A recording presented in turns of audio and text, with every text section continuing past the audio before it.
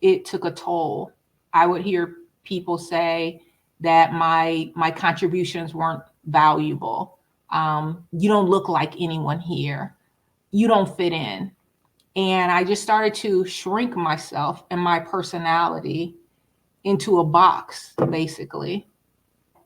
My body just became inflamed. I was in a lot of pain, to the point where I suffered debilitating illness.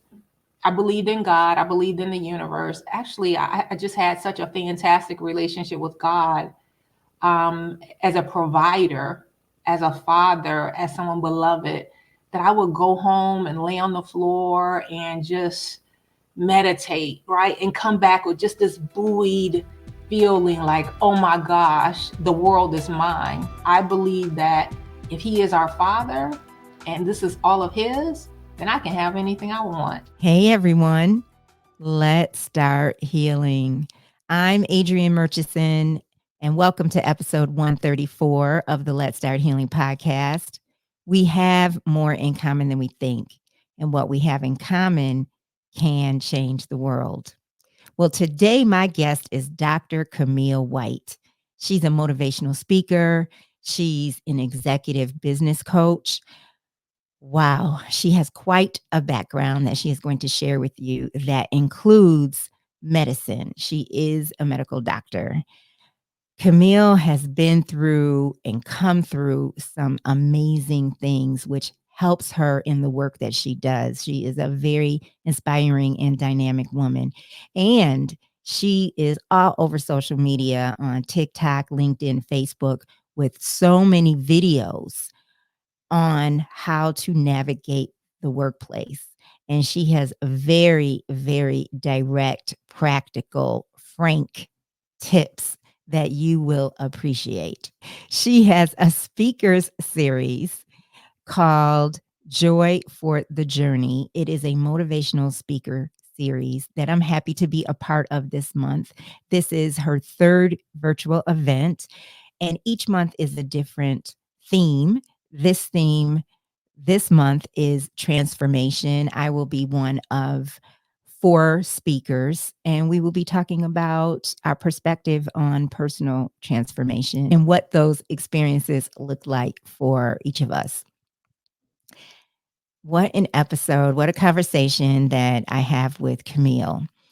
Please remember to subscribe to Let's Start Healing. Like this episode, please share Let's Start Healing with at least one person that you know.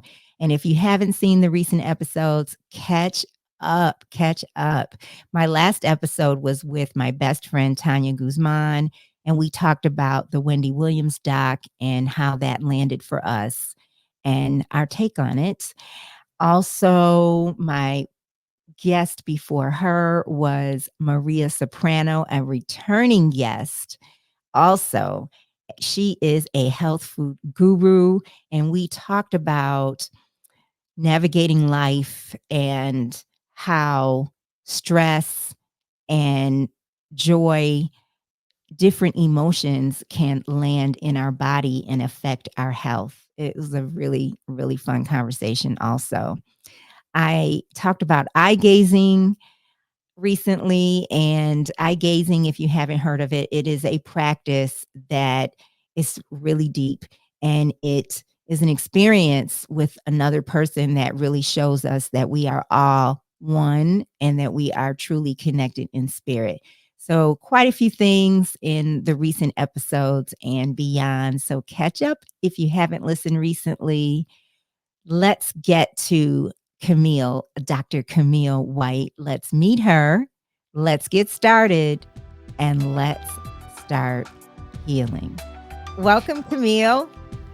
Hey, Adrienne. It is wonderful to have you on, and I'm excited about everything our listeners are going to learn about your work and your journey. And you have a journey that you're going to share shortly, and it is pretty deep. And what I'd like to know first is, what do you know about yourself now that you didn't know about yourself 5 years ago? Or what have you learned? That's a really good question. Even though I was doing these things, today I can honestly say that I know I am all about expansion. I'm not about contracting. I am about expansion. Mm, And I say this because it took me a while to realize this about myself. When in corporate, you're always trying to fit in, like a little into a little box. And I keep a box on my desk as a reminder. yes. So you're Yes. always trying to fit in, or people are saying, this doesn't look good, or, take that off your resume, or don't talk like that, or whatever. But my joy is expansion, I love experiencing it. new things, taking new classes, going cruising, building up my mind, meeting new people. And as long as I'm able to do that, I'm pretty happy. So that's what I Oh, know about myself. oh, I And love I it. decided that was going to be my word for the year. And we're going into March, and I'm just now thinking that's going to be my word, expansion.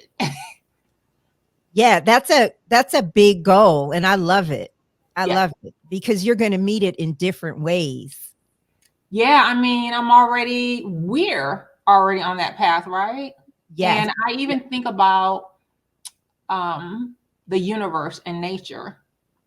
Nature has a period of time, seasons, where there is expansion going on and then there's contraction. So there's always a flow, but it's That's never a deliberate contraction. mhm. Something can be dormant while it's growing or fertilizing, things like that. But it's always about expansion. Nothing stays the same.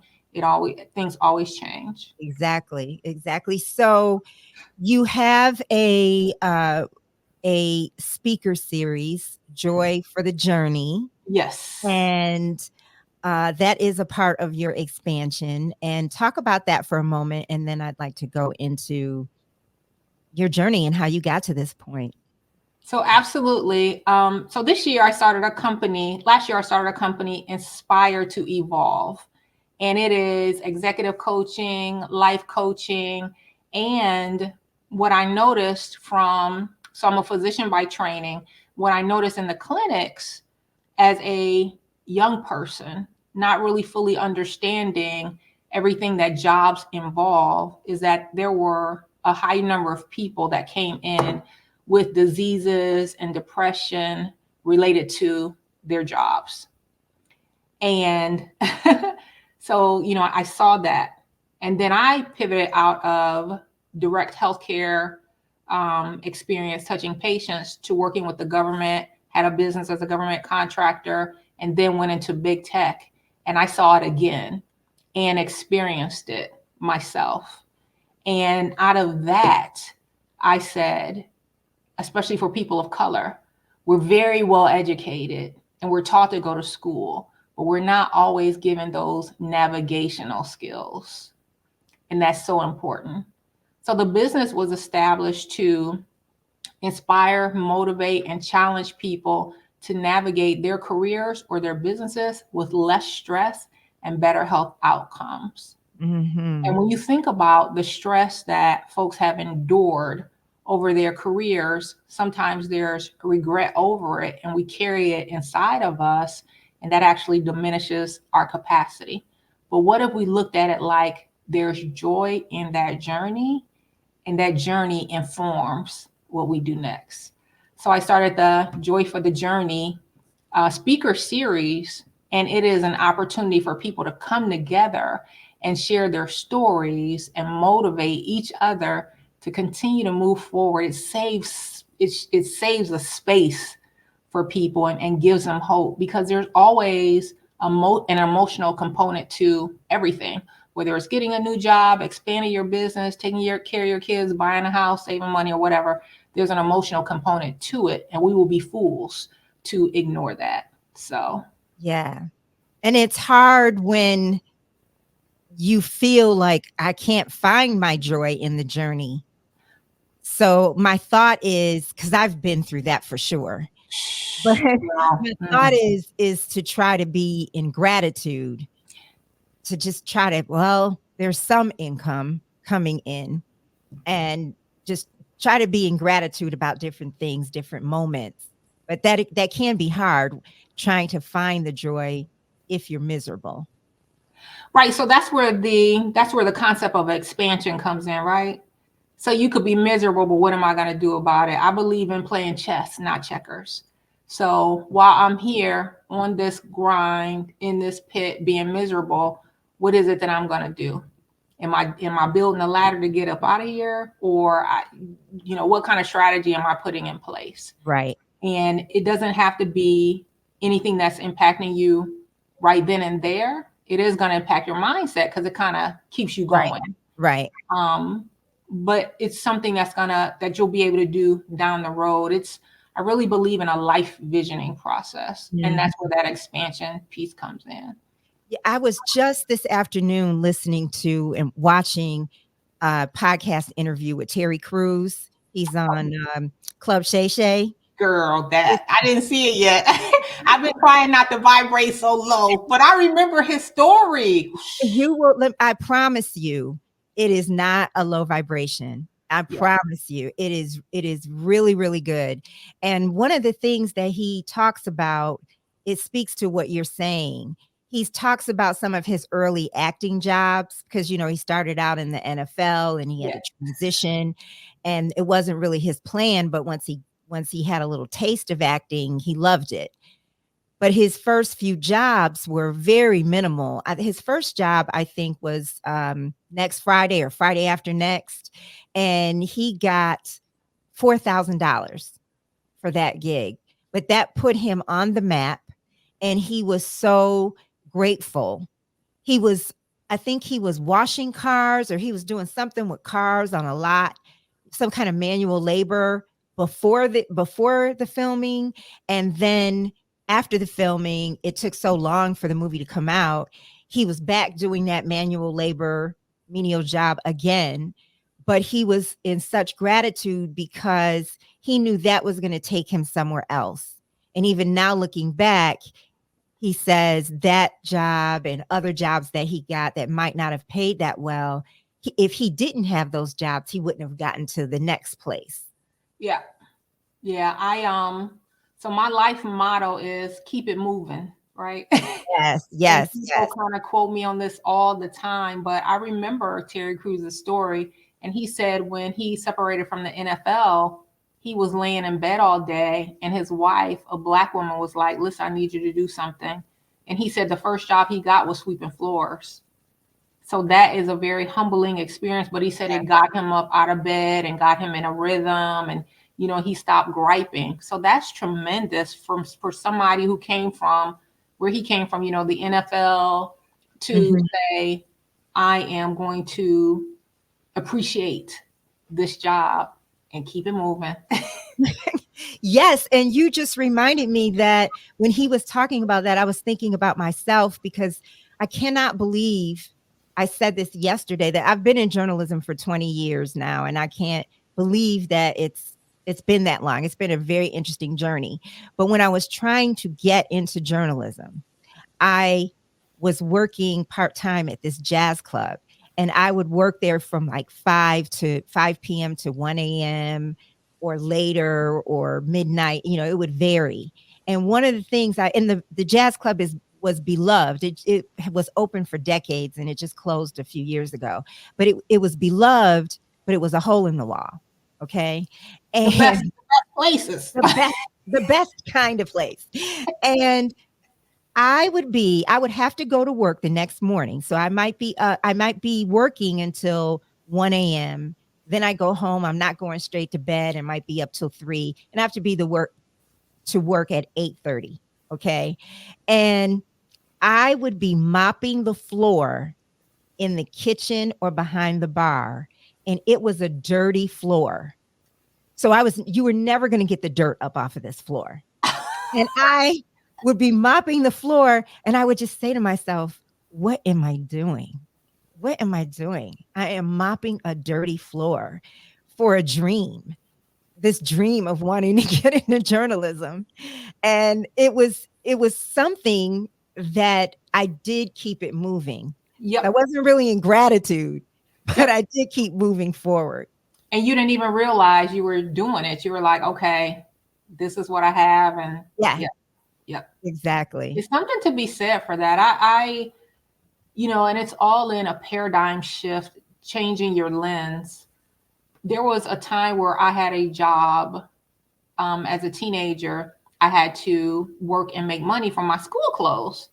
And I had a job working at a public school, and they gave me a putty, and my job was to scrape the gum off the floors, girl. So you talking about menial task, but I had other friends that I worked with, and we would be laughing and kikiing, then we go into lunch and all that kind of stuff. And it's a couple ways you could look at it. You could say, well, you're unfortunate because your parents didn't buy this, that, and the other for you. Or else you could say, you were finding your own job, right? Exactly. And you had a job. Right. That's, and it kept you from getting in trouble or just hanging out or whatever. And it taught you, you got to check. So it taught you to go to the bank and open an account. It taught you to, look at your check stub. It taught you to budget in anticipation of when your next payday is going to be. So this is kind of like a junior adult in training. It just Right, all depends on how you look at it. right. So share the last 10 years, what you have gone through and come out of. Do I have the time frame right? Time frame's a little off. Okay.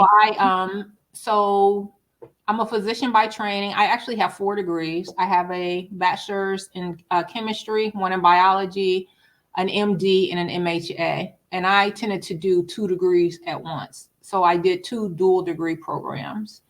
And I loved medicine. I grew up taking care of an aunt with multiple sclerosis. And I would go to the hospitals and hang out with the doctors, ask the nurses all these questions. So it was just a natural progression for me. So I had spent about 17 years studying to be a physician, got into medical school, but I started to really feel the racism, if you will, the aggression, the unwanting. And after a while, it took a toll. I would hear people say that my contributions weren't valuable. You don't look like anyone here. You don't fit in. And I just started to shrink myself and my personality into a box, basically. And when I did that, my body just became inflamed. I was in a lot of pain, to the point where I suffered debilitating illness. And I would go back and forth to the doctor, and they wanted to put me on a lot of medications, but I knew about the Tuskegee experiment and how people of color were treated in medicine. This diagnosis of fibromyalgia and chronic fatigue was new. And so I just looked at it like, okay, so they're trying to figure it out on me, right? What year was this?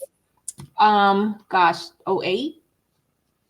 And I just didn't want to do it. So, I believed in God. I believed in the universe. Actually, I just had such a fantastic relationship with God, as a provider, as a father, as someone beloved, that I would go home and lay on the floor and just meditate, right? And come back with just this buoyed feeling like, oh my gosh, the world is mine. I believe that if he is our father and this is all of his, then I can have anything I want because he provides for me.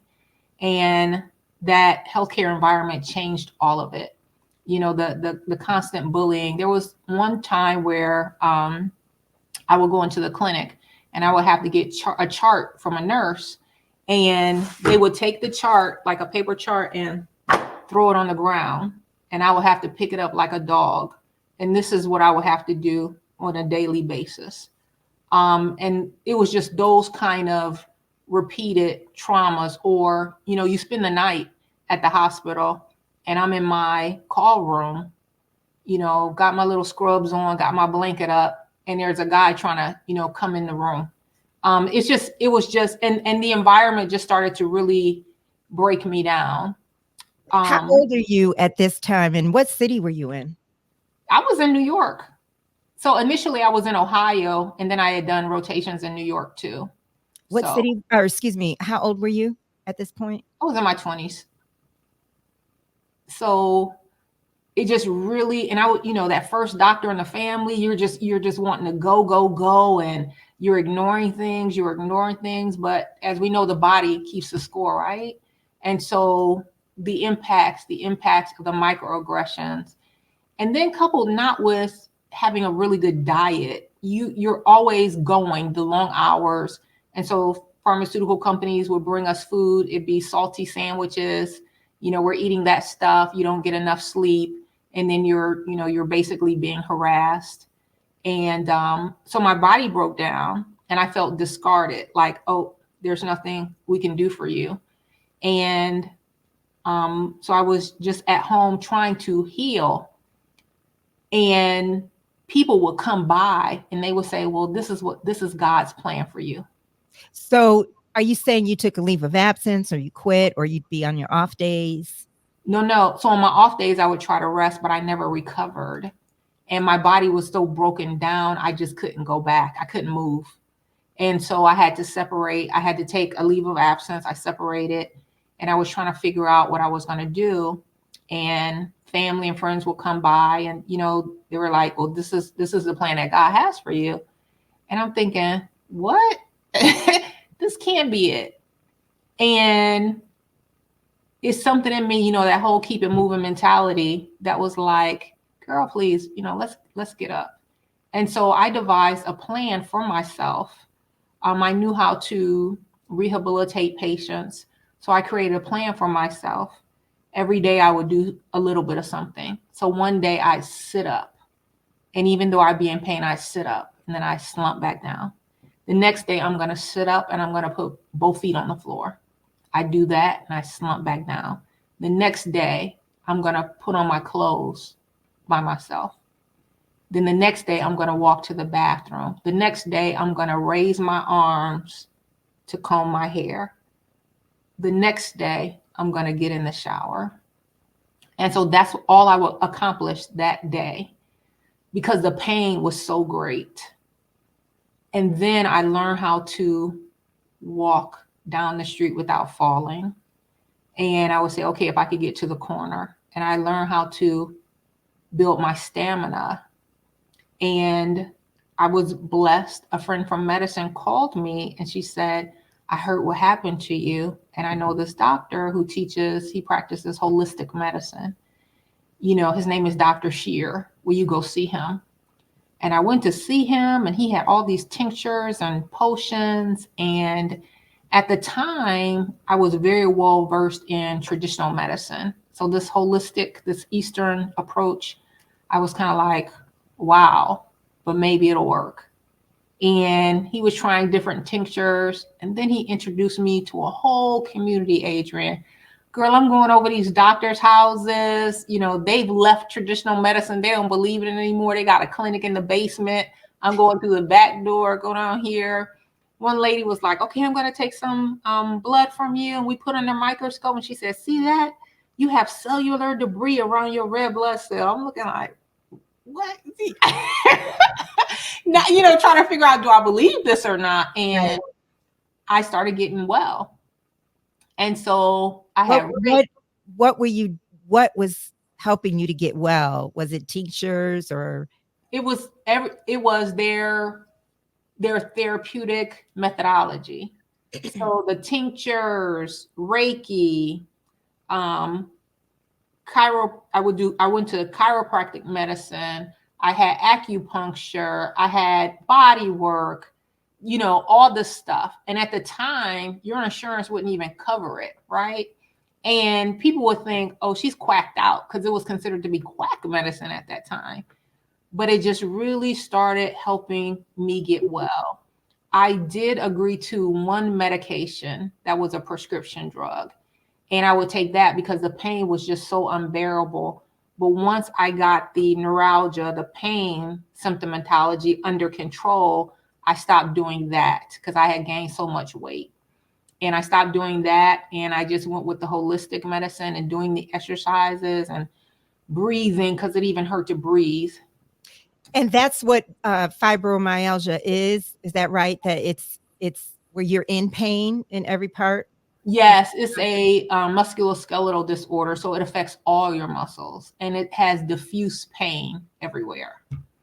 Right. And then, so back in the day, they used to diagnose it by what they call trigger points, where they take their thumb and they press it on your back, like for 5 kilograms of pressure. Girl, they would press like this and it would just cause you to drop. It was so much pain just from pushing like that. Um, yeah. And so you would have all of that pain, you would have the fatigue, you go to sleep, but you couldn't get restorative sleep. And so there's a cycle to it. You're going to sleep, you don't get restorative sleep. So then you have to get up the next day. And because you're so tired, now you're going into anxiety again. Oh my God, I'm so tired. How do I stay awake? And then you go back to sleep, you don't get refreshed, and then you have to get up. But at the same time, the sequelae is like irritable bowel disease. You know, your bowels are messed up. Sometimes it affects your eyesight. A lot of just a lot of different things. Gosh. So was your weight gain a result of what you were eating, or was it a result of the condition? It was the medication. It was the And medication. one of the side effects on the bottle for the medication was weight gain. And I went to the doctor and was like, what you doing? Right? Because at first they said, oh, you're depressed. And I'm like, well, anybody would be depressed if they're this sick. But that's just to me, it was a generic label. But they had these medications called tricyclic antidepressants. That's a drug class. And they gave that to me. And one of the side effects, one of the off label effects was that it decreased nerve pain. And so we used it for that off label effect. And so when you were waking up and doing one little thing per day, maybe, and then you got to the point where you could try to walk down the street one day, get outside on your own. Was there a lot of fear around that? And, I might fall or it might. No, girl, I was just trying to keep it moving. So I knew the value of nutrition, moving your body, and fresh air, the environment. And Yeah. so this is something that I knew I was going to do. And I also had a fear of life passing me by. So Yeah. I knew that if I was in my apartment and I was laying in bed every day, then life would pass me by. And I was determined not to let it. I love that. I love that. So, were you going through this for a matter of a few years or how Oh, long? years. I think so now that I look back on other people who've had fibromyalgia, it is a miracle. You know, when you talk about A Course in Miracles and things that happen, that I am up as functional as I am. I talk to other people all the time and they're still, navigating this tremendous pain syndrome. And I've been able to break the cycle for myself. Do you know what brings it on for other people? Does it vary the reasons that this might come about, or? So when they were doing a lot of research on it, initially they thought it was a viral syndrome, right? And they try to blame everything on viruses and say, "Oh, it's autoimmune," but it really is a diagnosis of repeated stress. Yeah. Yeah. And, when I was thinking about talking to you and in the beginning of the conversation, I was thinking about Heal Thy Body. I brought this up with Maria Soprano. Do you know that book by Louise Hay, Heal Thy Body? I don't have it, but I am very familiar with Louise Hay. I used to Yeah. read it. Mhm. She has this book, and it is about different ailments. It's a list of different ailments and the thought process that could bring about the ailment. For example, it could be kidneys, a kidney issue or a heart issue or a back issue. And then what the corrective thought can be to help you heal. And I like to bring that up because I feel so strongly, like I know that our emotions create our illnesses. In some cases, so there are different types of illnesses. You can have a structural defect, right? So Mhm. something that you're born with, like if your heart didn't form well or something like that. For me, that's gonna you're gonna need surgery for that, right? but Yes. the but a lot of the others, if you were well and your body has gone through a decline, then yes, it could be your thoughts, your food. But I believe mindset is a key to a lot, because you wouldn't be eating bad if you didn't think, you know. Exactly. So, right, we get stressed, then we might eat something that's not good for us. If we get stressed, that puts stress on our body. And then if we eat foods that are not good for us, that's added stress on our body. Right. So here's the thing too. Even though, so I'm in the clinics, I'm doing all these long hours, and that stress right there. But I'm still exercising every day, Adrian, and I'm still on this diet where I'm eating carrots and all this stuff. And so you're under a certain amount of stress, and your body is depleted, and your cortisol is going to be spiked. But yet, and still, you're pushing your body even further by doing these exercises and these diets. Yeah. So it takes a balance, right? I have quit jobs because of what we're talking about. I haven't experienced anything near extreme like what you've been through. But in the 90s, I was working somewhere in New York and I developed an ulcer. And the doctor said that the ulcer was a result of stress. Later, she said that she thought it was a result of bacteria in food. Well, But that's what ulcers are, right? H. and pylori yeah, bacteria, right? Hey, what are yeah, we talking about? it's the same thing. To me, it's one and the same.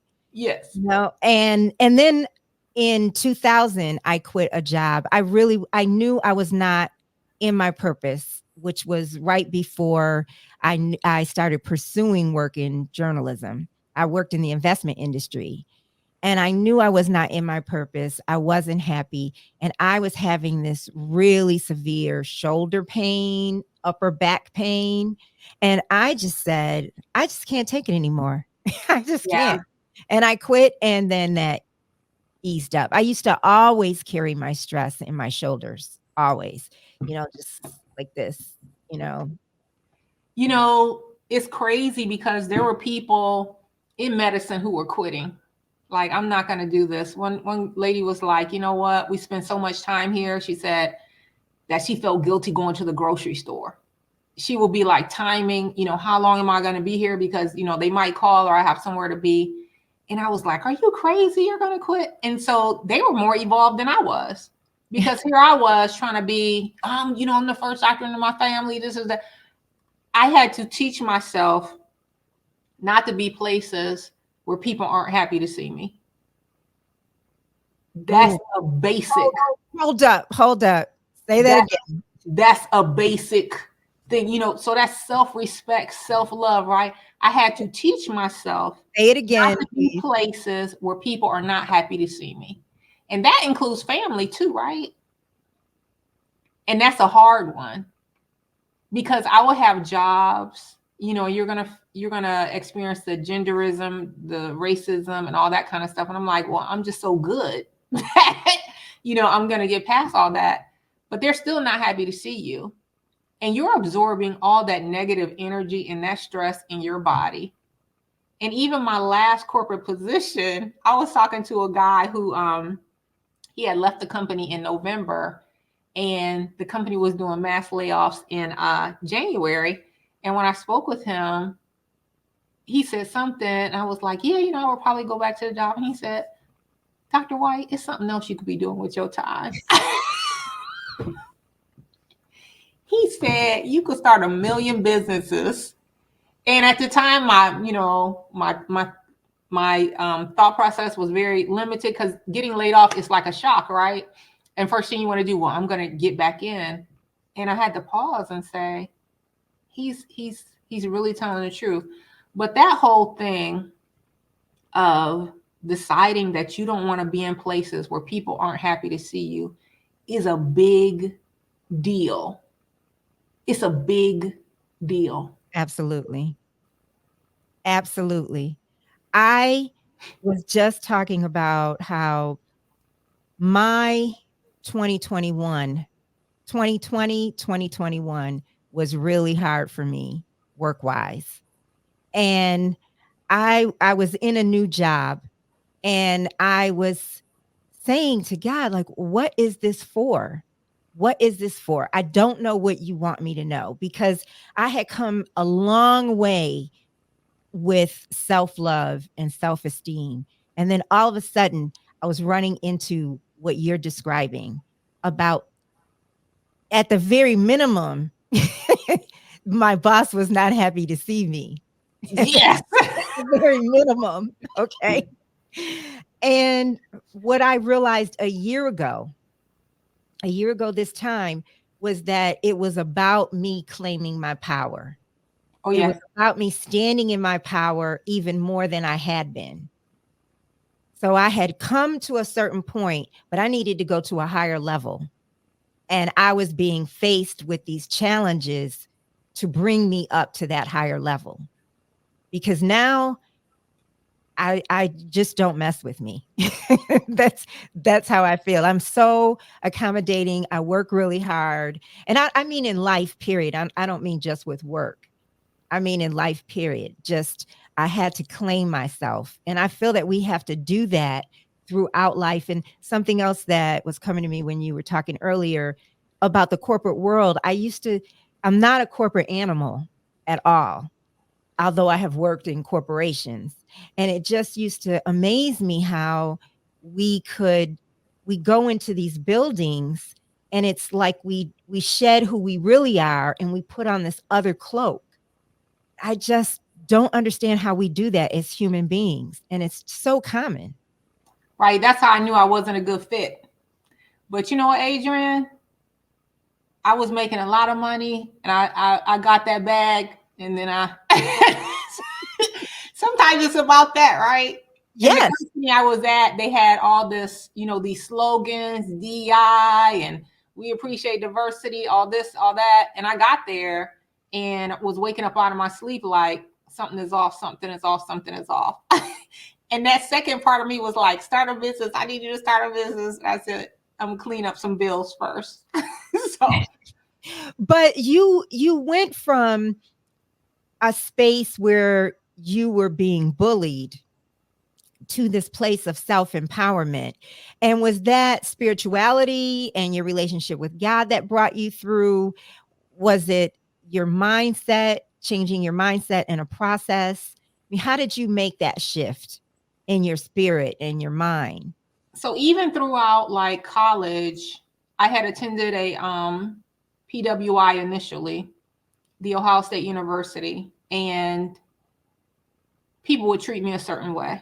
And I would be this really hard worker, always generous with information. And it just always, I remember years ago just walking out of a building, walking down a sidewalk and just crying like, oh, they just treat me so bad. They treat me so bad. Meaning it was a white institution. Yes, a predominantly white institution. And I was thinking, they treat me so bad. They treat me so bad. And this was a situation where all skin folk ain't kinfolk, right? And I was still being treated like that. And so I remember that. But I've had a lot of instances in my life where I had to say, they're just treating me so bad. What's going on. I actually had a diaries where I would talk about people treating me poorly, or why did this person do this? And maybe I should have said this and all that stuff. And I look back on those diaries and I said, I don't want this to be my life story. And I just kind of tossed them to the side. And I said to myself, you have to learn how to stand up for yourself. But you have to remember, in certain environments, when you're standing up for yourself, you're labeled as a troublemaker, or we just can't please her, or she's not fitting in, that kind of thing. And so I had to learn how to navigate, right? You get emotional intelligence, you become more politically savvy, and you have to make certain decisions. So so after medicine and after having my body and my mind so broken, I recovered, and it took years. I'm still having symptoms from that. And then I went through a year of blindness. And so I was working all night on the computer, and this was before we really had the protective screens, and the filter from the light messed up my eye. I went to a doctor. He gave me the wrong drops, and it burnt the aqueous layer off my eye, the teardrops. So your teardrops have three layers, two aqueous and one fatty layer in the middle. The drop burnt the aqueous layer off of the tear film, and it caused holes in the tear film. And so your eye is an outpouching of the brain, and the eye has over 200 receptors in it. And part of those receptors help you with balance. So here I was again, couldn't navigate, couldn't walk, I'm falling and all this stuff. You couldn't see. This is true. You know how you see older people and they go to the eye doctor and they get their eyes dilated and they have those black shades on? I had those. And they said, okay, you have low vision. So at one point I could see, but if I was looking, the light would just burn my eyes. And those diaries that I had, I was always so confused because I practiced biblical teachings, being a servant, honor thy mother and the father, give of yourself. But I always found myself being taken advantage of, right? And it was sometimes, in some instances, it would be family and friends, the people that you least expected. And so I had these journals and I had asked God for clarity. I said, I just need to be able to tell who's for me and who's against me. Girl, I had this whole blindness thing, right? So I couldn't see, but I could hear. And I just really, I got my eyes shut and I'm just hearing how people are talking about me. And all of a sudden, I'm starting to get the clarity, the clarity, Oh the my clarity, the clarity. And what was so impactful about it is that I committed myself to not forgetting, because we easily, they treated you bad, it doesn't mean anything, you go about your day. And I had to remember that and say, how do you want your life to be? How do you want your life to be? And because in some instances, these may be family members or people that you're friends with, you have to decide which direction you're going to go. And it's painful to distance yourself from some people because this is all you've known. But there is an act of bravery in it too, by going your way. No question. And so I went through that. And then after that, I said, I have 4 degrees. I want to, what is it that I want to do with myself? And I was fortunate enough to start a company where I did government contracts. And so I had my skill set from being in the clinics, but I had learned about the technology too. And my old friends say, girl, you always been geeky, right? I had learned about the technology, the electronic medical records, how you could share data. And I established a business around this. So the government wanted to learn how to share the electronic medical records between the Veterans Health Administration and the Defense Health Agency. And I made myself that girl. And this is what I taught people how to do. I built a curriculum around it, and I will go out and I would talk to people about, the record sharing and the longitudinal history. And then from there, I said, what else is needed? And I aligned myself with one of the largest electronic medical record companies at the time, and I landed a $16 billion contract. And with that, I went to that company to be their to do a knowledge transfer, because I knew a lot about the government and all the contracts. So I went with them to do a knowledge transfer, and the poor treatment began again, right? And so I said, I like the money that I was making, so I'm learning how to be like political and let me get this money, right? Yeah. So the money that I was making there was less than what I was making at having my own business. But I said, okay, it's a house that I want to get. So I said, I need to stay here long enough to get this house And I started like squirreling my money away, squirreling my money away. And it was a terrible job. They were treating me very bad. And remember, I had this conversation with God, like I need to stand up for myself, right? Is this after you've recovered from Yes, girl. I didn't recover from fibromyalgia to blindness. Now I'm at another bad job. Well, that's what the universe does. Like, are you sure? Are you sure this is Yep. what you want? And I had moved from, so when I went blind, I went from New York back to Ohio. And I was like, okay, as soon as I get on my feet, I'm out of here. Obama got elected. I'm going to DC. So came down this way. I'm at this job. They're treating me bad. And I'm like, oh my God, I really got to get out here. I need this money to get this house. So I saved the money. Don't you know, I closed on the house and they were treating me bad because I had to admit that I was closing on this house. And, when you're buying things, they just really, they try to stop your progress. Why did you have to admit that? Why were they interested in that? Because the banks want the information on, where you're working at and all that stuff. And I had to get the days off work to, close and all that kind of stuff. Girl, do you know I had packed up my condo, got a mover, had a friend that was helping me, two friends that were helping me, put my dog in one of my friend's car, my other friend, a male friend. He said, I got the guy who's going to load the truck, drive the truck and everything. On the way to the new house, I get hit by a 18-wheeler. No. And so God had to be telling me, I told you to get up out that job, right? He said, I need you up out of that job.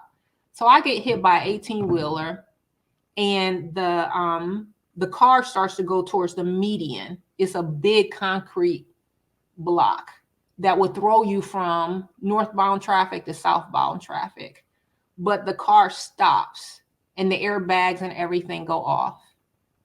And I'm thinking, damn it, I should have got out that job when God told me to, right?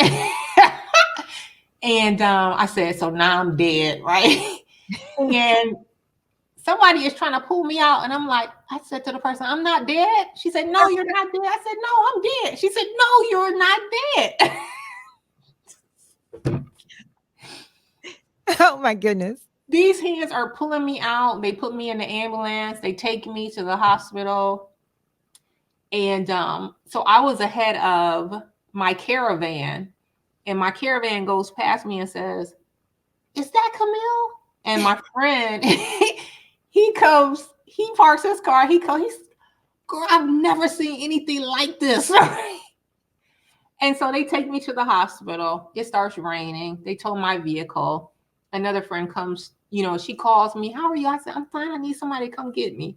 And she said, well, I think they want to keep you overnight. I said, girl, can you come? I need somebody to come get me. So this part of the story. They had to cut my clothes off of me so that they could examine my body. And it was glass everywhere. It was in my hair. It was even in my bra. It was in my shoes, but I had no cuts. And so when I found out I had no cuts, I called my friend and said, I need you to come get me. So she came and got me. And we came to the new house and I walked across the threshold. And the way that the house is built, it has a bedroom on the first floor. I was able to get to that bedroom and I threw myself in the bed and I slept for like 3 days. And then I woke up and was like, okay, I got to get a new car. I said, okay, I have to get a new. First, I said, okay. So I had stairs here and I said, I got to practice how to get up and down. This is your house now? Mm-hmm. So I was practicing getting up and down the stairs. And I said, okay, I got to figure out how to get a new car, made some calls and things like that and got the new car and was, able to get all that straightened out. But when I woke up from coming out of the hospital, I called my job and was like, look, I quit. Oh, yes. Mm-hmm. Yeah. Yeah. So, I mean, it's been, and throughout all these stories, it's about when are you going to start honoring yourself? When are you going to start honoring yourself? When are you going to start honoring yourself?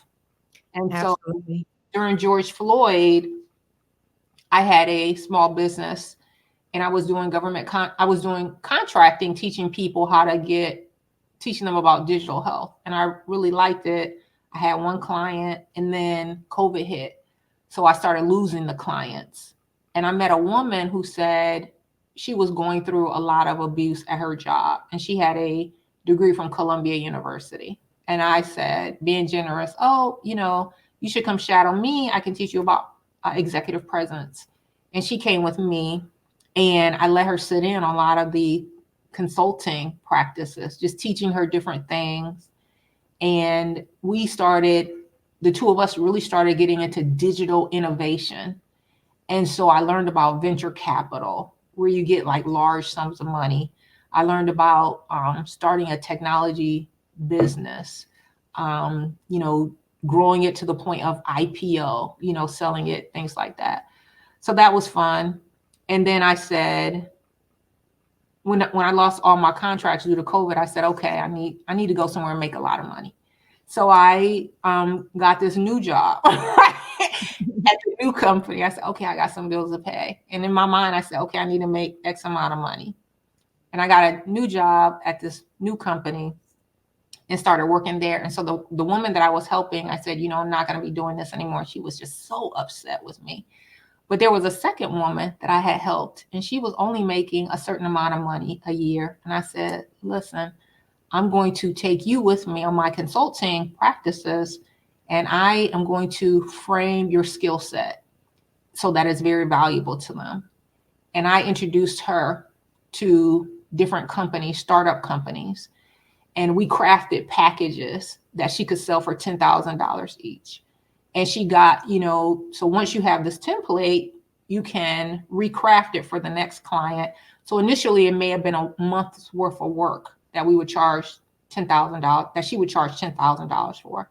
But then you get so good that you can package it in 2 weeks, tweak it for what they want.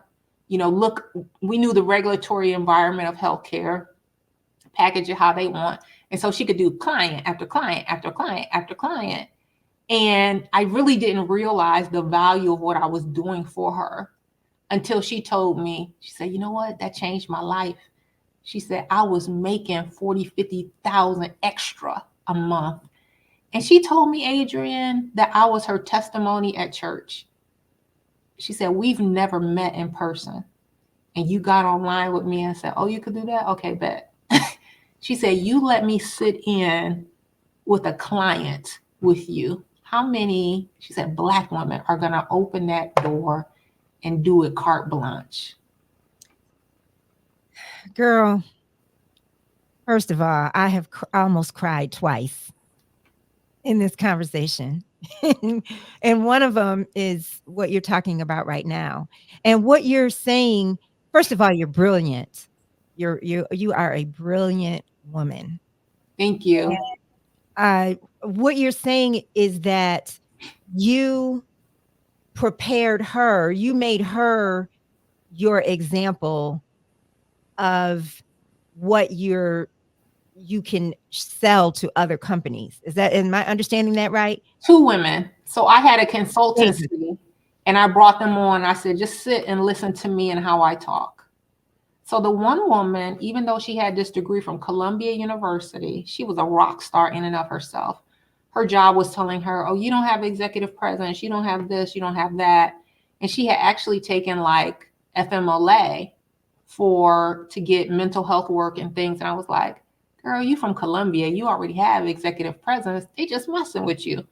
You should, I have a client. I just want you to sit there. I want you to listen. And this is how I'm driving the conversations, and anybody can do it. And then, so the client, their lawyer had drawn up the contracts and things, and I would share them the contract. This is the legal piece that you're going to have to do. And, this and that and the other. And so this actually took away from me because I'm taking the time to teach them. So it's decreasing the amount of work that I could do. So I was putting myself in a hole. And so the one lady, she was getting clients, taught her how to get clients. The other one taught her how to get clients. So now I'm in a hole. I need some money. So I said, I'm going to go back to corporate. And I told those two, you'll be fine. But they were so upset with me. you're abandoning us, you're this, you're that. I said, no, you got it, you got it.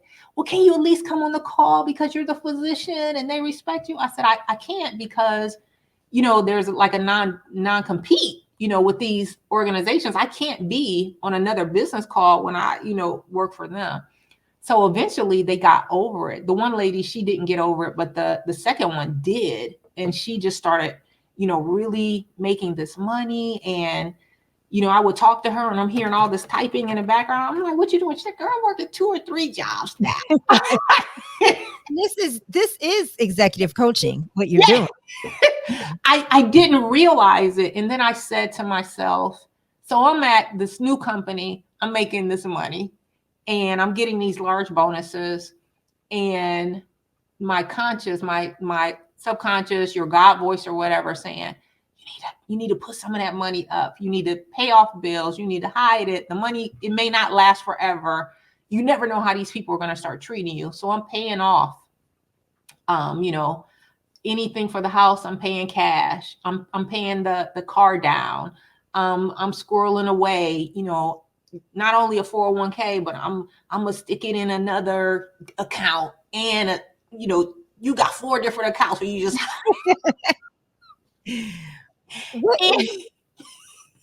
and this little voice kept saying, do we have enough money to start a business? Do we have enough money? Do we? And I kept saying, I'm gonna hold on for this next check. You don't want God to step in and wake you up. And he did step in, because when the layoffs came, although I had made the company this money, one of the bosses, he was just really nasty with me and was like, we got to get rid of you. And I'm like, what are you talking about? He, nobody here likes you or whatever. But this other guy that worked there, he was like, he said, they've been setting you up to fail, but you keep getting these good deals. He said, you have been set up to fail, but you keep succeeding. And he said, you're just an asset for the company. And that's the naivete that you can function under, that you don't even realize that you're being set up to fail because you're so used to working with scraps and making it good. And, Yeah. But some people they have obligations, they have a family to support. And that's why you hide the money, right? That's why you put the money away. But one of my last client engagements, I went to talk to a client about some technology or something. And it was a group of physicians and CEOs of the hospital. And my company told me to go and speak to them. And it was a group of physicians from my company as well, but I wasn't part of their team. I was part of this other team that didn't like me, right? So I go and I walk in the room and I'm like, hello, everyone. Girl, they had this little table for me in the corner over by the water stand, close to the door. Didn't even have my name on it, on the name card. So I'm sitting in the corner and they say, okay, it's time for you to speak. And I was supposed to speak for an hour and they had compressed it down to 15 minutes. And so I get up and I speak and I tell them, and I use this methodology that's similar to Lisa Nichols, because I told them, I said, I'm a physician by training. I have implemented one of the largest electronic health systems in the country, and some people say the world. I've been in charge of 9 million beneficiaries. And I'm here to tell you my story about the lessons learned so that you can avoid these problems. And then I took them on a story from a patient calling into the call center. This person picking up the phone saying, hi, Miss Jones, recognizing them by name. You like to see this doctor. Can we get you an Uber? Hey, you have a mental health benefit that you haven't used. So all of these things. And when I finished, I said, so I worked for a 5-star general.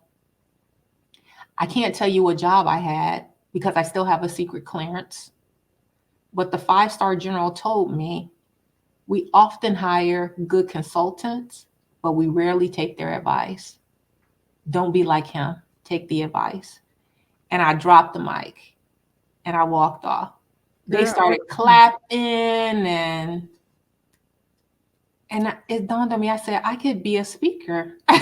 Yes, absolutely.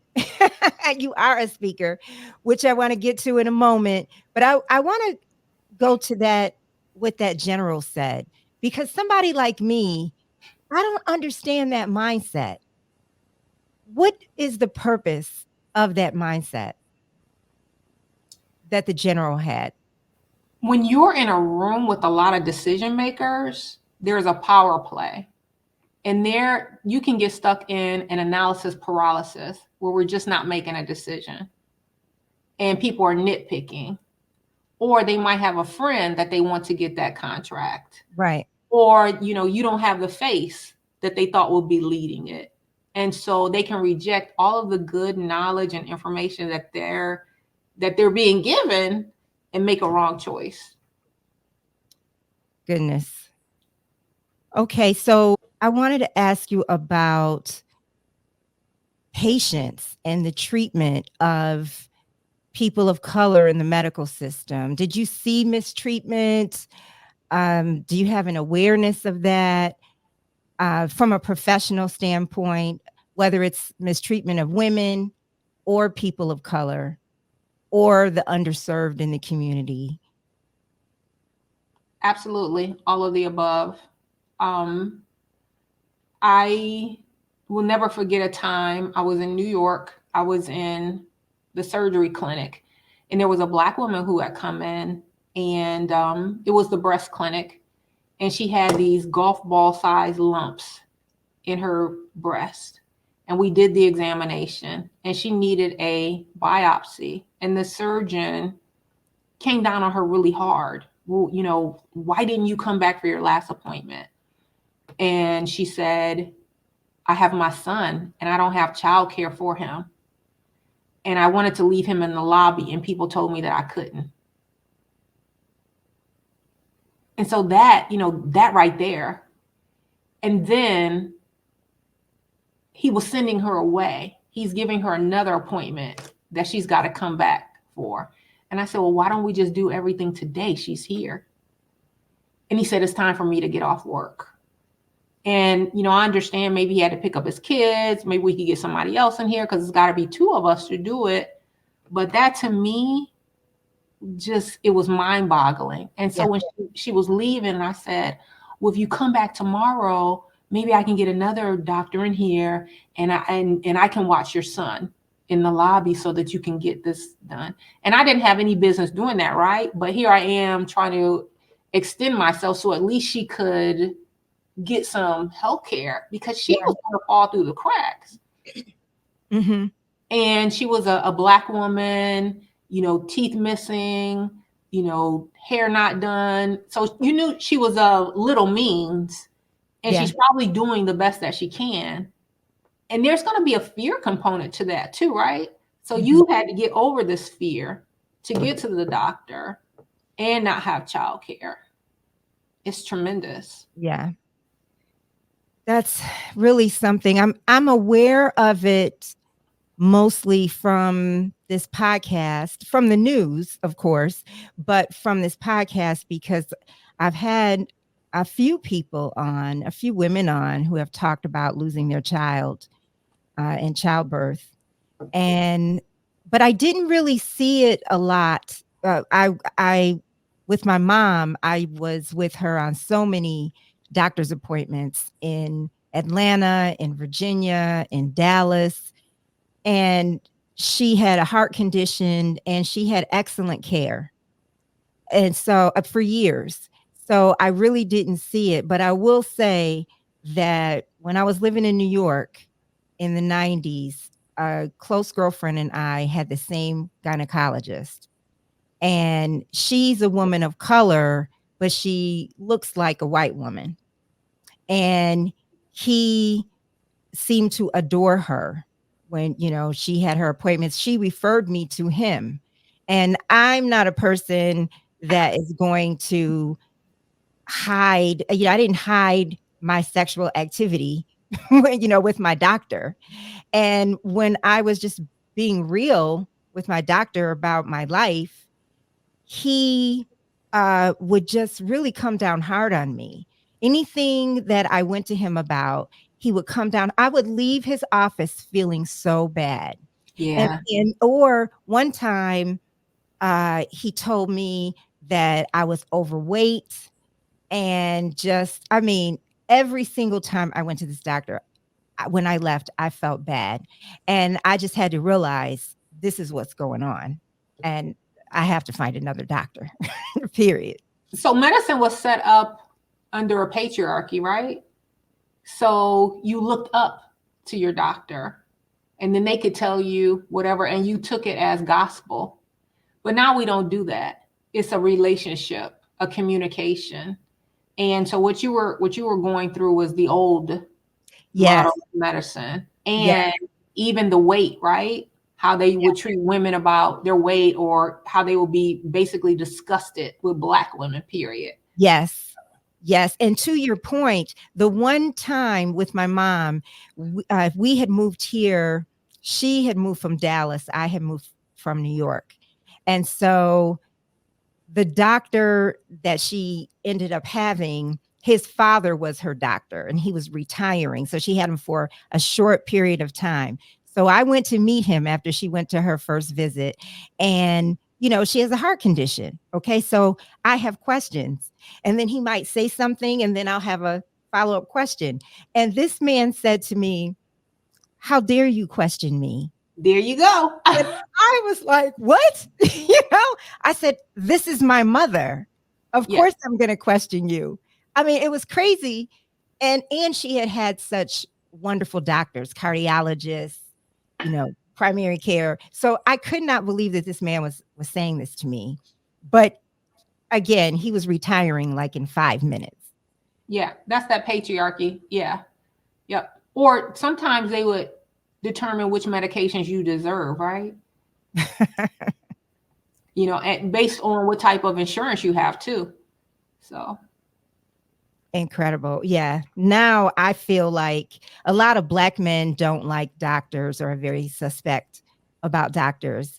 And I feel like I am turning into that suspicious person because I feel like they're looking at how to treat the issue rather than the cause of the issue, which I need to know. I need help with the cause so as that well. has a lot to do with their training and the way the medical system is set up, right? So you have 45 minutes for a new patient appointment and 15 minutes for a return patient appointment. And the health insurance companies are figuring out if they're going to pay for it or not, right? So the doctor doesn't have a lot of time for the consultation anymore. And there was a time where the insurance companies had something called a gag clause where you couldn't tell patients certain things. Like Mm-hmm. you couldn't tell them about certain medications that were available because it Yeah. might be too costly. Yeah. So it's like doctors are they're I hate to say control, but their impact is being diminished based on the health insurance companies. Wow. Well, before we go, I want to talk about you, how you are a speaker, and the speaker series that you have coming up, which is, it's the third one, right? Yes, we did one in December, February, and now March. Yes. So talk about this series, Joy for the Journey, and why it's important to you. And I'm happy to say that I'm a part of the event I want to say this month, but it's actually March 10th. Right, right. So I'm excited about Joy for the Journey because we go through so much adversity, ups and downs in life, and there's so much to learn from it.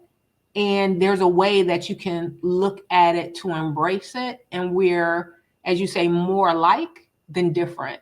And so coming together with a storytelling component, the empowerment component, the spirituality component, and that love component just really helps people open up, regardless of what they're trying to do, whether it's pursuing a new position or whatever it is they're doing in life.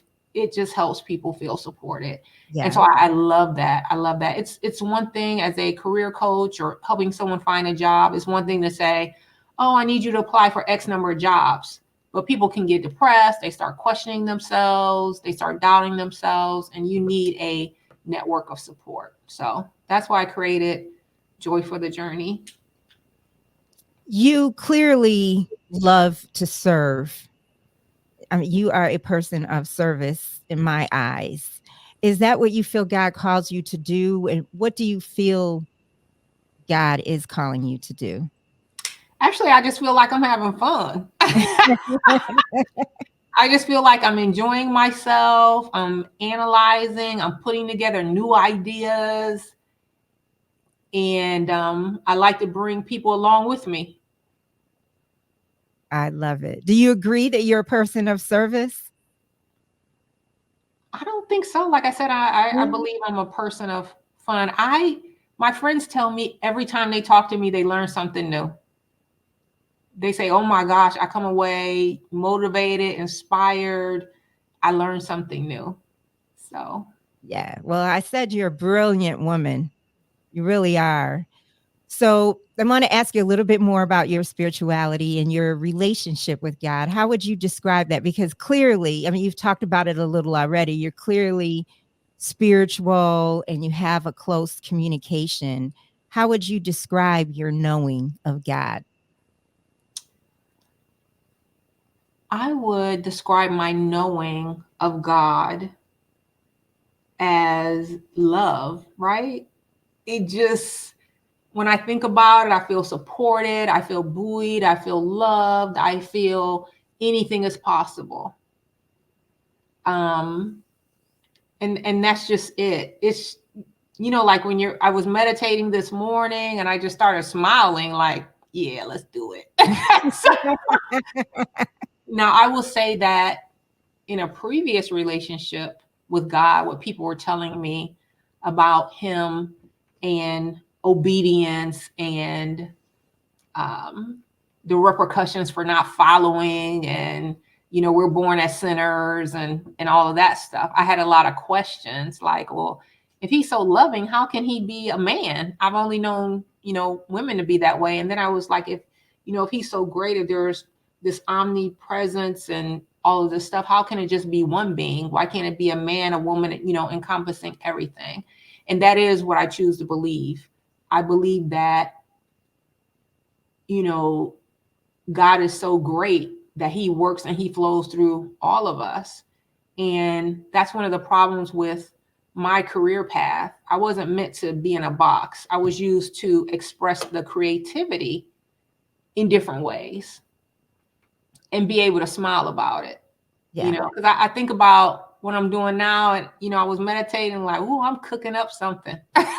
Like, let's do it. I love it. I love it. And to your point that you were just making, I have a friend and she calls who I call God Father, Mother God. Yes, She, that makes more sense.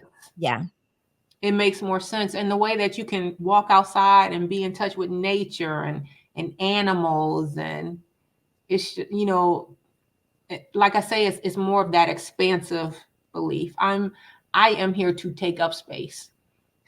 I am here to take up as much of it as I can and eat all the good food. And that is what I believe we are all here to do. And we either forget that or we don't let ourselves believe it. right, it's hard when we're trying to make money, right? Because we think that this is the path that we should be on because that's what's taught to us. And I think that sometimes we function out of that, the lack mindset, but it's actually set up as a protective mechanism for us because there was a time where our people couldn't get the quote unquote the good job. And so we try to hold on to it, or we can't think bigger than Right. that. Right. That's so key. Thinking bigger. So, so key. So, when do you most feel the presence of God? Is it when you're meditating or is it at various times of a day? When do you most feel that presence that you you feel it in a different way than a thought. You're literally sensing God's presence. This morning, it was when I was meditating, but it doesn't, there have been some times where I felt it and I just giggled. Like, yeah. But it took me a long time to get back here. It took me a while to get back here, and I enjoy it so much that I just don't want it to go away. So, I love that. I love that. And the way your journey, it is so, it so resonates with my mindset about how we are really responsible for our lives and the life that we want to live. We have to take responsibility in my mind about that, because if we don't, the quality of life that we want to live, whether it's what we're actually doing or how healthy we are, the type of person we want to be, I just really believe we have to be mindful of that and not just sort of have that back on the back burner or not think about it at all, because before we know it, life is over. We're at the end of the road, and what have we done? We're not happy, we're not satisfied, or we become depressed and we don't know why we're depressed, or sick and we don't know why we're sick. It's the fulfillment comes from being invested in ourselves, to me. right. But we have to remind ourselves of that on a continuum. And that's the hard work. There's the work is always ongoing. Yes. And the people that you surround yourself with too, right? Oh, 100%. 100%. And we do have to remind ourselves. And for me, that's the practice. That's the practice. I have to, if I'm depressed or I'm feeling down or I'm having a moment, to have some tool I can turn to that is going to help bring me back to the knowing of who I am. What's your favorite tool? Gosh, it could be Wayne Dyer. Oh yeah. It could I be used to gospel him years music. ago. Yeah. Yeah, it could be gospel music. A big tool I'll say is YouTube, because that's where I can go to get what I want to listen to. My favorite tool is A Course in Miracles, the actual book, A Course in Miracles. Girl, I gotta get to it. Yeah. And I was thinking as we were talking, that is a book where I really feel a communication with God. When you were saying, like, sometimes you might just laugh out loud or something. I sometimes, especially if it's in the wee hours of the morning, like 4 a.m. or something, and I happen to open the book, and I guess I might have a really clear mind at that time. And I might be thinking about something, and what I'm reading is resonating with what I'm thinking about. And I feel like I'm literally communicating, like we are talking. I'm saying something, you're saying something. I'm saying something, you're saying something. And I'll be like, really? That is amazing. Wow, that is, girl, you've put some work in to even, get to that level. I can't wait. It's just, I'm just tickled pink right now. And I can say I've had a heck of a journey, but a lot of it was trying to survive. Just the survival skills, like I have to keep a roof over my head. I have to make sure I eat. I have to keep myself safe. Um, Yes. thinking I don't have anybody else to do it for me. And so I started doing the art of manifesting through Mind Valley. And the woman, Regan Hilliard, she was saying, I think that's her last name, Hilliard. She was saying that there are different aspects of life: health, wealth, relationships, spirituality, and some other things. And I looked at that list and I was like, relationships, love. It's just been so many years where I've been trying to stay upright that I didn't have time to invest in a relationship. Or if I took the time to invest in it and it didn't go well, I was 10 steps back and then would have to recover. So you tend to put a line through those and just go with, okay, I'm gonna take care of my health, and I need some money saved up. And so I realized that that is part of the limiting yourself and the contraction, right? Yes. Yes. When you should always be in expansion. Because Yes. I haven't dated in quite some time. And I must admit, after that last one, I said, I'm just going to get a dog, right? Yeah. But you should be thinking, there is love out there for me. Maybe I can find it. What will that look like? And all of those things, because we Mhm. deserve all of those Yeah. things. And yeah, it is a matter of being open, and even to friendships. It was there was a time where I felt I didn't have a lot of friends. I always had close friends from childhood. I have several friends that have been friends all my life. We might not live in the same city, but we're close. But I wanted more friends. And when after I bought A Course in Miracles, I joined a discussion group. And yeah, I was thinking about another group I was a part of too, but I joined a discussion group. And from that group, I have friendships. And when we would show up in the discussion, I made a decision when I went to the group, I'm going to show up authentically, because I was ready to really be and live authentically. So I'm going to be honest about whatever I'm talking about. Yeah. So everybody was vulnerable, no judgment about each other. So I Yeah. had some real friendships that came out of that. And then a friend or two that I might have in the group might have introduced me to other friends of theirs. So I have a real tribe now, and it's a spiritual tribe. Everybody is spiritual. We are not identical at all. Well, I mean, we're similar, but we're not identical. We have different paths.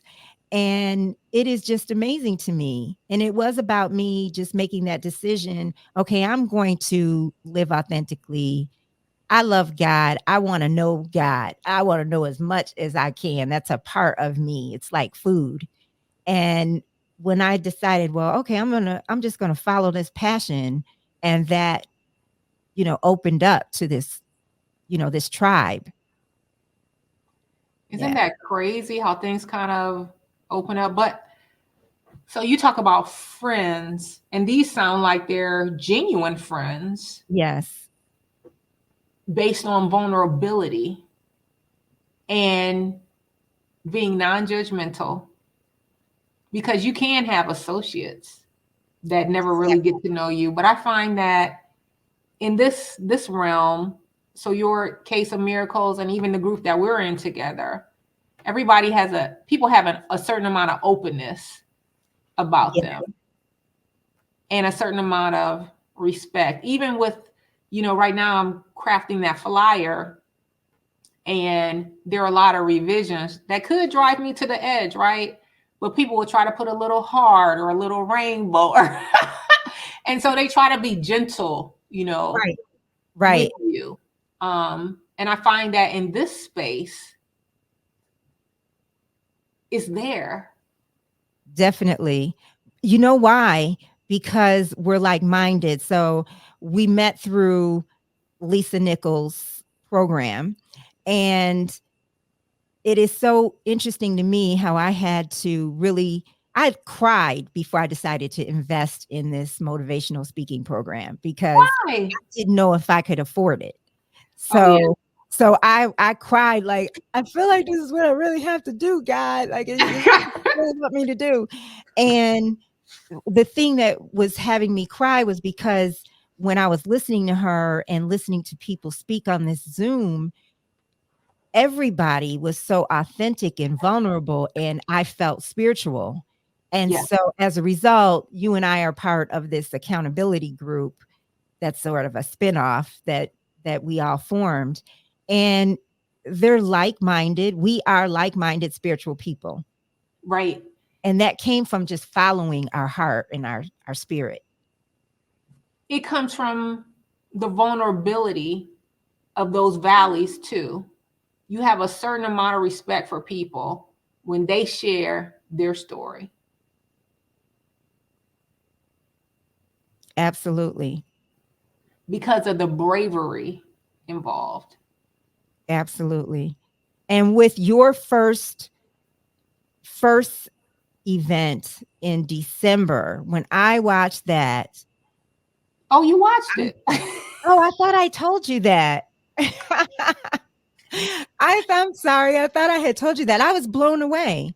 And one of the things that really touched me was how, again, how alike we all are. You know, so many people talked about their journey coming into self-love, but the way that that looked, what people had been through and the strength, I thought it was just absolutely beautiful.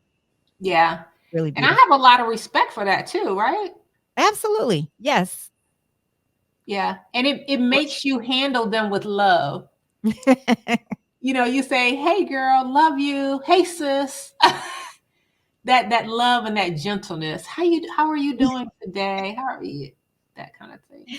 Yes. So, how can people get in touch with you if they want, if they're interested in coaching, if they're interested in your work that you're doing through the speaker series? How can they get in touch? I am on social media. I'm on LinkedIn under Camille Y. White, MD, MHA. I am on Instagram under Lovely Dr. Camille. I am on Facebook under Inspire to Evolve or Camille White. And then I'm on TikTok under Inspire to Evolve or Dr. Camille White. Yes. And before we started recording, we were talking about your TikTok videos, which are so great and helpful and just real straight up tips about the workplace and how to navigate different things that come up. So I highly recommend that people follow you on social media. Thank you. And sign up for a class, right? Yes. And for inquiring minds, how are your fees? Everything is listed on the website. Okay. So I have hot seat coaching. I have another program for emerging leaders. I have a program for people who want to build a business. I have a program called Protect Your Neck and Your Peace. So for people who are navigating the political landscape and they need to figure out who they should have on their board of directors. So yeah, I have. I have part of the program, part of the Emerging Leaders program is how to set up your job campaign. So what would that look like? And then I also have a component of it called the Hidden Job Network, do-it-yourself reverse recruiting and things like that. My program is structured for high achievers, people interested in making over $200,000. I love it. And I was watching one of your videos today, which was talking about creating your brag bag. Oh, the brag book. Yeah, that is like Brag, one of the brag favorite book. videos. Yes. Brag book. I loved it. And that you mentioned is what in the past we would refer to as a portfolio, Yes. Yes. but it Yes. looks different now. Right. So that brag book, it could be a lot of different things, but I highly recommend having different projects that you worked on and not just the details of the project, but the outcome. So how you drove services for the company, how you increased revenue for the company, how you manage people, any accolades that you received. Also, if you're, for the most part, if you're in a leadership position, you're going to be client facing. So any type of projects that you led for clients, get letters of recommendation from them and have those in the brag book as well. And any different type of projects that you built out, have a sampling of that and its impact to the macroeconomic environment. Then with that said, you can take that information and get a salary analysis, a compensation analysis on salary.com or Robert Half. You can take all your skills, your degrees, plug it in, plug in the title that you're looking at, and it will tell you what the salary should be for that role based on your geographic location. So you can have that in hand when you're going to interview, and they'll offer you a certain salary range, and it'll let you know if the company is actually benchmark to where it should be. We need you to make the money, right? I Yes. always say there's nothing wrong with making money. And when good people make money, they can take their money and they can circulate it back in their communities. You could pay for people to go to college. You could buy somebody a bag of groceries.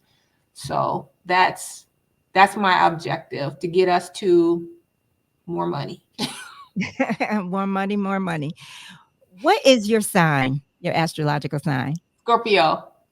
Get out of here. Okay. That Um, does not surprise me at all.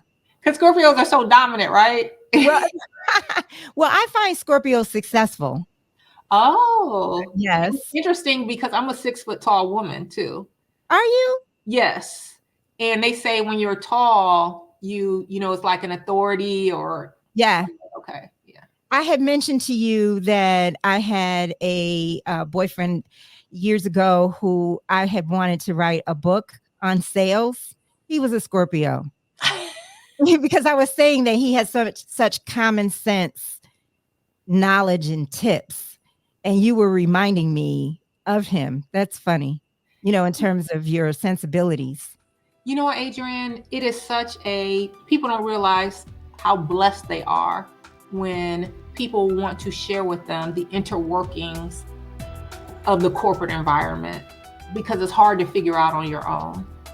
And when you don't have someone to share those tips with you, you can flounder and you can burn out, and you can be sad till you get the next one and the next one and the next one. But you really do have to have someone that says, oh yeah, I've seen that. This is how we're going to do it. Yes, absolutely. Well, Dr. Camille White, thank you so much. This was a wonderful conversation. I really appreciate everywhere you went with it and everything you shared. All right. I look forward to speaking with you during the Joy for the Journey series on March the 10th at 2 p.m. Eastern. Thank you. Thank you for joining us. Remember, you can listen to Let's Start Healing wherever you get your podcasts. Remember to subscribe, share Let's Start Healing with at least one person. And until next time, let's start healing.